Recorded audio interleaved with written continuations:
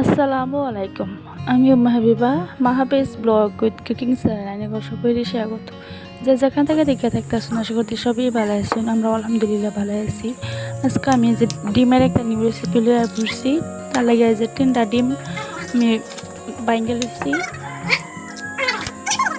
3টা ডিম আমার বাইঙ্গে লুচ্ছি অনেক মিক্স করে যে ব্ল্যাক পেপার দিতেছি, মানে গোলমরিচ গুঁড়া যেটা, তারপরে একটু নিমখ দিয়ে সুন্দর করে মিক্স করলাম।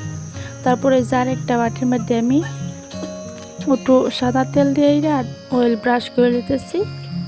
অনেক যে ডিমটা ডাইলা দিছি, হেরা যে চুলাত লড়াবো হেরা একটু পানি দেহেরা ও স্ট্যান্ডার দেহেরা বয়াইছি।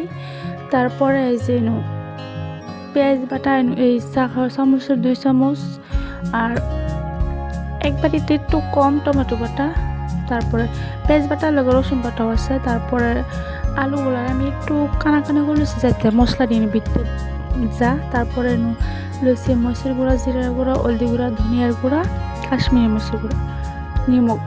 তারপরে এই জন্য আমি ডিমটা হিট হয়ে গেছে, আমি নামে আছি। কত সুন্দর হয়েছে। আমি যার যে পছন্দ মতো কাটতে লেবার পাইন, আমি আমার মতো কাটতেছি। এই যে কত সুন্দর হয়েছে, পনিরের মতন হয়ে গেছে, কত সুন্দর পিস পিস আমি বেটকে উড়াই দিতেছি। তারপরে এই যে কড়াই বহাই আমি তেল দিয়ে দিছি, একটু হলুদ গুঁড়া, একটু কাশ্মীরি মরিচের গুঁড়া দিছি দেহেরা, আর অল্প না নিমখ তো দিছি না, নিমখ আগে দিছি। তারপরে ওই তেলের মধ্যে আবার একটু হলুদ গুঁড়া, জিরের গুঁড়া, কাশ্মীরি গুঁড়া দেহেরা আমি আলুটি বাজিয়ে দিতেছি।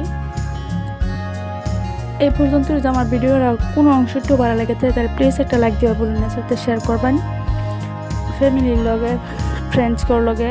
অবশ্যই অনেক অনেক শেয়ার করবেন, লগে সাবস্ক্রাইব করবেন। ভিডিওটা কীরকম হচ্ছে তাহলে আমার জানাবেন, মতামত নিজে নিজে।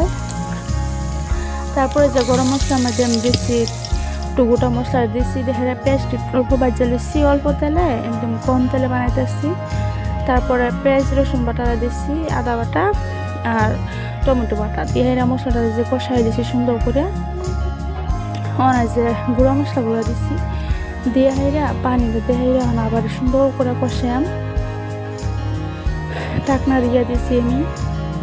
ওই দিন আমার মশলা সুন্দর কষা নিয়ে গেছে।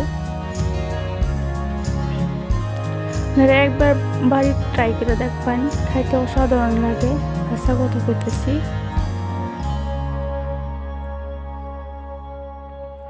আমি যে আমি একটু গরম পানি দিচ্ছি অল্প পরিমাণে, তারপরে সবজি মশলা, তারপরে যে ডিম দিয়ে করে রাখছিলাম যে ওই দিয়ে দিচ্ছি। দিচ্ছি গোলমরিচ গুঁড়া, ব্ল্যাক পেপার যেটা ওইটা। এই যে আমার সালন একদম শেষের ওয়ার পথে, এই যে আমার সালন হয়ে গেছে। যেমন কত সুন্দর কালার এসে। আজকাল লাগে এই পর্যন্ততেই, দেখা হবো একটা নেক্সট ভিডিওতে ইনশাল্লাহ। সবাই সুস্থ থাকবেন, ভালো থাকবেন। আল্লাহ হাফিজ।